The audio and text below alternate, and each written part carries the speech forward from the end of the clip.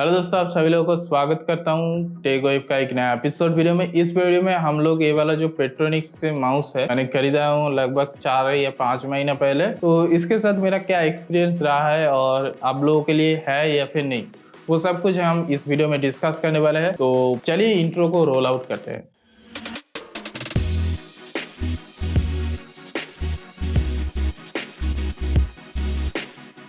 अब ये वाला जो पेट्रोनिक्स का माउस है इसका नाम है पेट्रोनिक्स टोड 1। पहले इसका थोड़ा स्पेसिफिकेशन के बारे में बात कर लेते हैं।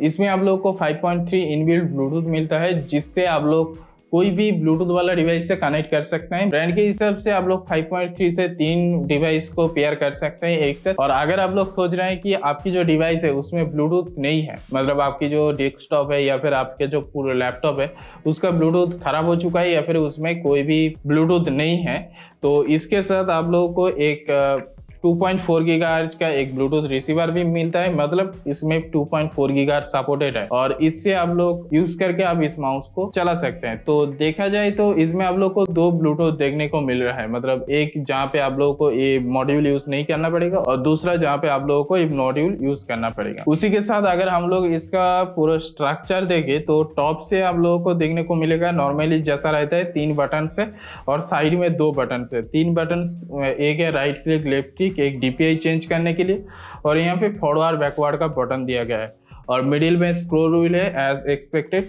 और पीछे की साइड देखें तो पीछे की साइड में आप लोगों को 2 बटन देखने को मिल रहा है। एक बटन से आप लोग मोड चेंज कर सकते हैं, मतलब इसमें आप लोगों को 3 मोड दिया जा रहा है। पहले तो है 2.4 गीगाहर्ट्ज मोड, जिसमें आप लोगों को ब्लूटूथ रिसीवर का यूज करना पड़ेगा, ये मॉड्यूल यूज करना पड़ेगा माउस को कनेक्ट करने के लिए। उसके बाद आता है टोड 1 प्लस मोड, जिसमें आप लोग को एक से ज्यादा डिवाइस में कनेक्ट कर सकते हैं, वो भी मॉड्यूल के बिना है। मतलब इसके अंदर जो 5.3 ब्लूटूथ है उससे आप लोग एक से ज्यादा डिवाइस को कनेक्ट कर सकते हैं। और उसके बाद टोड 1 दिया जा रहा है, जहाँ पे सिर्फ और सिर्फ आप एक ही डिवाइस को कनेक्ट कर सकते हैं। मतलब मान लीजिए आपको 2-3 डिवाइस नहीं चाहिए, आप एक ही डिवाइस से काम करते हैं, तो टोड 1 का यूज करके आप लोग एक ही डिवाइस को पेयर कर सकते हैं। उसी के साथ अगर हम लोग बात करें लाइटिंग की, तो इसका टाइटल में ही RGB लिखा हुआ है, तो हाँ इसमें RGB है।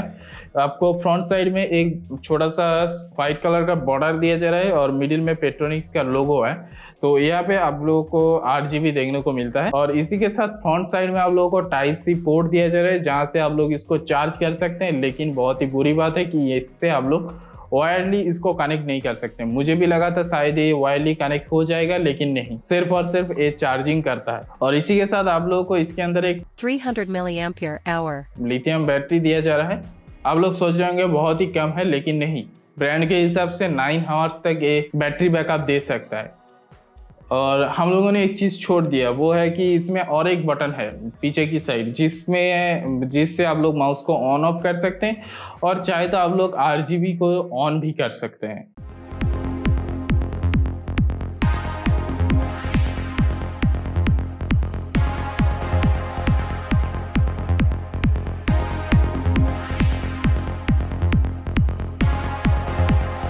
हम लोग सबसे पहले सबसे मोस्ट इम्पोर्टेंट चीज के बारे में डिस्कस करेंगे, वो है कनेक्टिविटी।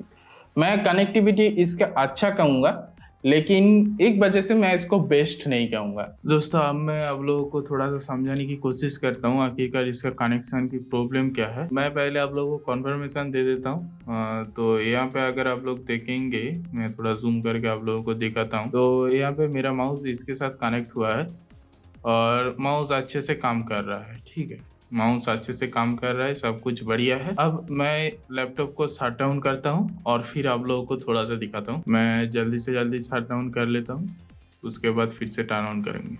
और मैंने मेरा माउस को भी जो है वो ऑफ कर दिया। अगर आप लोग यहाँ पे बटन को अच्छे से देखेंगे तो माउस ऑफ हो चुका है।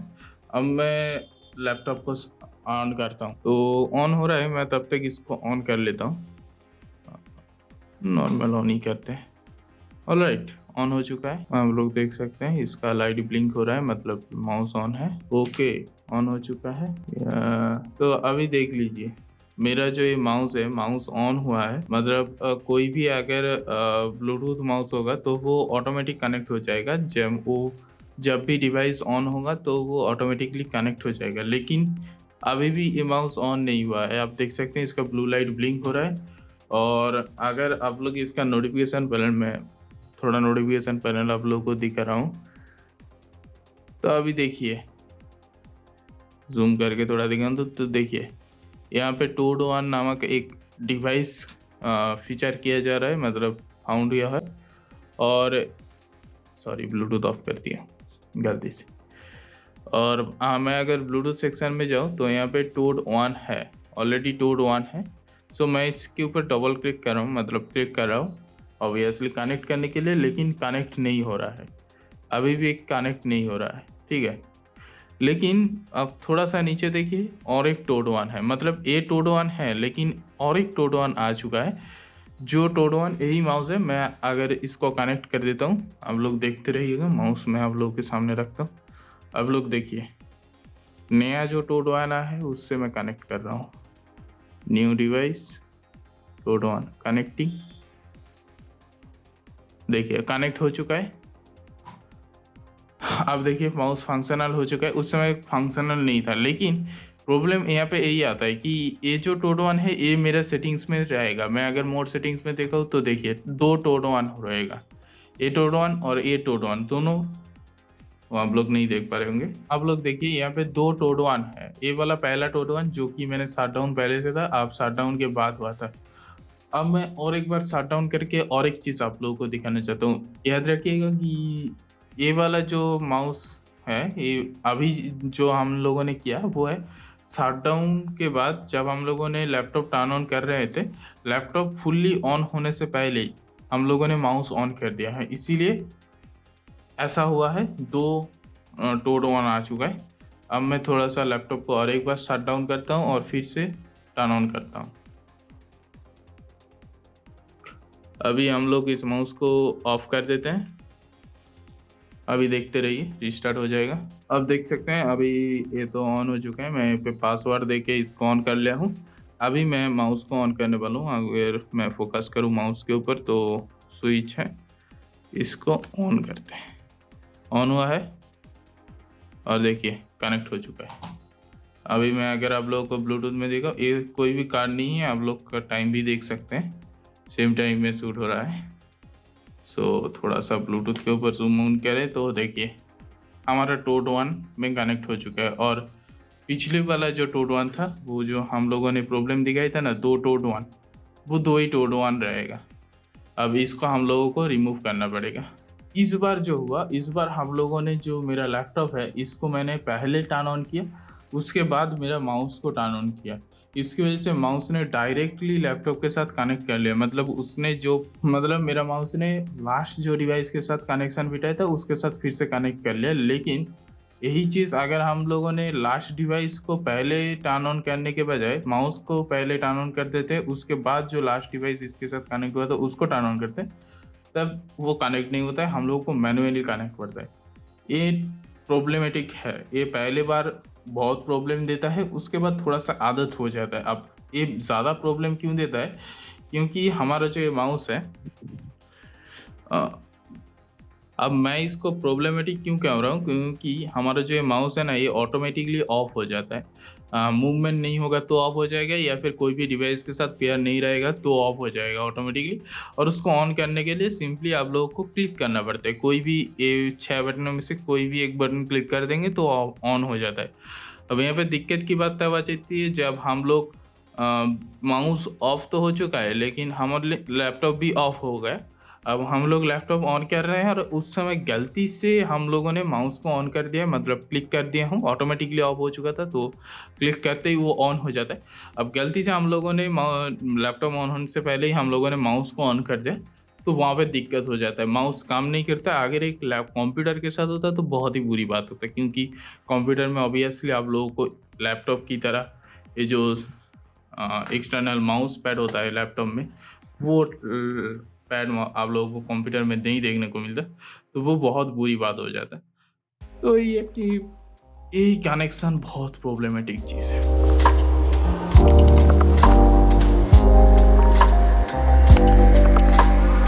बटन्स तो मैं कहूँगा कि इसका बटन्स ठीक है, मतलब प्राइस के हिसाब से देखें तो इसका बटन की क्वालिटी ठीक ही है, लेकिन बटन्स बहुत सॉफ्ट है, मतलब आप लोगों को ज़्यादा प्रेस नहीं करना पड़ेगा, ज़्यादा प्रेशर नहीं देना पड़ेगा, बटन क्लिक हो जाएगा। और ये जो साइड में दोनों बटन है ना, ये बहुत ही ज़्यादा स्प्रिंग टाइप का, मतलब थोड़ा सा यूनिक टाइप का बटन है जो कि कवर से बाहर निकल कर हुआ है। मेरे पास रेड गियर का एक माउस है, वाइट माउस, जिसमें सेम फीचर्स है, मतलब साइड में बैकवर्ड फॉरवर्ड के लिए वही बटन दिया गया है। उसका अगर आप लोग स्ट्रक्चर देखेंगे तो इसका जो स्ट्रक्चर है, उस स्ट्रक्चर में जो साइड दोनों फॉरवर्ड एंड बैकवर्ड बटन है वो दोनों कवर के साथ मैचिंग करके प्लेन बनाया गया है, जिससे कि एक्सीडेंटल टच ना हो। लेकिन इसमें आप लोगों को दोनों बाहर की तरफ निकलता हुआ दिखेगा, तो इसकी वजह से बहुत ज्यादा एक्सीडेंटल टच हो जाता है। पहले तो यूज करते वक्त आप तो इस माउस के साथ फेमिलियर नहीं होंगे, तो तब आप लोग बहुत ही अच्छे से इसको क्लिक कर सकते हैं, मतलब एक्सीडेंटल टच बहुत ज्यादा होगा। मेरे साथ भी बहुत ज्यादा हुआ था एक्सीडेंटल टच, लेकिन हाँ, समय रहते रहते आप लोगों को इसका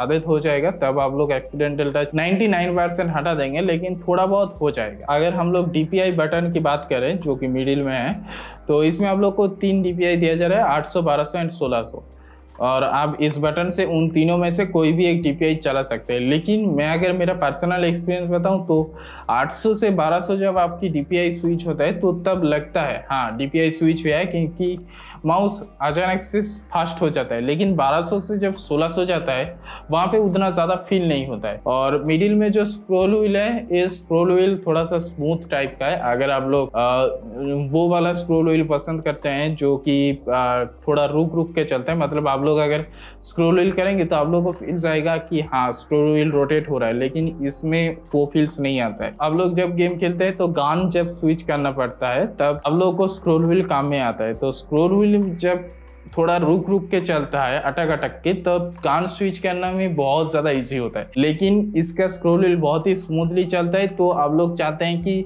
एक के बाद दो वाला, एक नंबर गान के बाद 2 नंबर गान आप लोग सिलेक्ट करना चाहते हैं, तब आप गलती से 3 नंबर गान में चले आएंगे, आप 2 नंबर गान में रुक ही नहीं पाएंगे। इसका स्क्रोल व्हील इतना ज़्यादा स्मूथ है। अब थोड़ा बैटरी बैकअप की बात कर लेते हैं।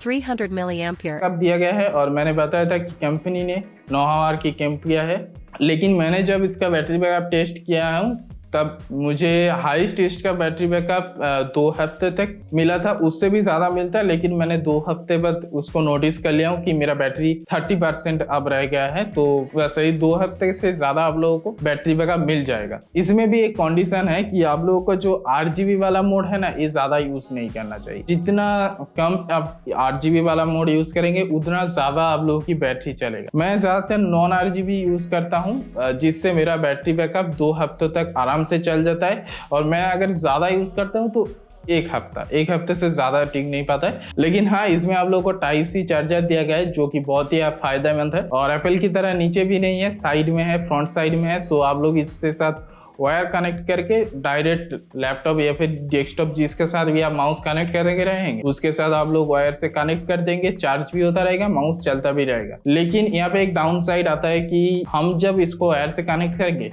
तो एज एक्सपेक्टेड शायद लगेगा कि माउस वायर के थ्रू भी कनेक्ट हो जाएगा, लेकिन नहीं, माउस वायर के थ्रू कनेक्ट नहीं होगा। आप लोगों को ब्लूटूथ के साथ ही माउस कंट्रोल करना पड़ेगा, सिर्फ ये बस वहां से चार्ज ट्रांसफर करता रहेगा। और रही बात बैटरी जब लो हो जाता है तो आप कैसे नोटिफिकेशन एक्सपेक्ट कर सकते हैं। आप लोग सोचेंगे कि आपकी जो डिवाइस है वो नोटिफाई कर देगा, या फिर माउस ही कहीं ना कहीं से नोटिफाई कर देगा आपको कि इसका बैटरी डाउन है। वही होता है, माउस खुद ही आप लोगों को बता देगा कि बैटरी डाउन है। उसके लिए एक ब्लू लाइट ब्लिंक करता रहता है, और वो ब्लू लाइट आप लोगों की स्क्रोल व्हील के नीचे लगाया गया है। लेकिन यहाँ पे दिक्कत की बात यह है कि उस ब्लू लाइट का इंटेंसिटी इतना कम है कि आप लोग नोटिस ही नहीं करेंगे। मैंने 2-3 बार इसको नोटिस नहीं किया हूँ। मैंने एक दिन शायद याद आया कि मेरे माउस तो 1 हफ्ते से ऊपर हो चुका है, अभी तक मैंने चार्ज में नहीं दिया, तब मुझे नोटिस हुआ कि इसका ब्लू लाइट ब्लिंक कर रहा है और माउस 10% बैटरी लाइफ में जी रहा था, मतलब यूज हो रहा था। तो आप लोग समझ सकते हैं इसका जो बैटरी नोटिफिकेशन सिस्टम है बहुत ही बेकार है। लेकिन हाँ, एक अच्छी बात इस Type-C पोर्ट के लिए है, ऑब्वियसली आप लोग यूज करते हुए भी इसको चार्ज कर सकते हैं, मैं भी चार्ज करता हूँ।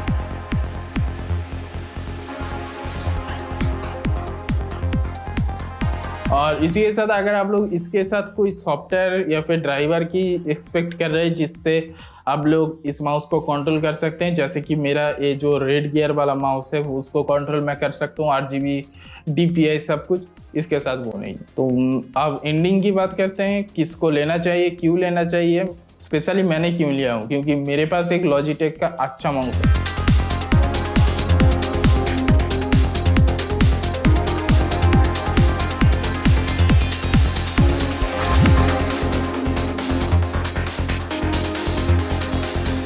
इसका प्राइस है 500 रुपये के अंदर, और लॉजिटेक का भी आप लोग 500 रुपये के आसपास माउस पा जाएंगे वायरलेस वाला, लेकिन उसमें आप लोग को रिचार्जेबल बैटरी नहीं मिलता, बैटरी रिप्लेस करता है, और मैं हर बार भूल जाता हूँ मेरा बैटरी रिप्लेस करना है। इसीलिए मैं उससे तंग आके मैं सोचा कि एक माउस लेते हैं जिसका बैटरी रिचार्ज होगा। तो उस समय मुझे स्क्रॉल करते हुए ये माउस मिला। बेसिकली इसका Type-C पोर्ट के लिए ही मैंने इसको मंगाया था, और इसका रिचार्जेबल बैटरी के लिए। मुझे माउस में RGB वगैरह नहीं चाहिए था, लेकिन मुझे देखना था कैसा होता है ये 500 रुपये के अंदर, जहाँ पे लॉजिटेक ऐसा फीचर्स नहीं देता है। Inbuilt Bluetooth, 2 mode device connectivity, फिर 2.4 गीगाहर्ट्ज का एक डोंगल अलग, ये सब कुछ जहाँ पे लॉजिटेक नहीं दे रहा है उतना अच्छा ब्रांड, वहाँ पे ए माउस कैसे दे रहा था, तो मुझे जानना था, तो मैंने इसको मंगा लिया।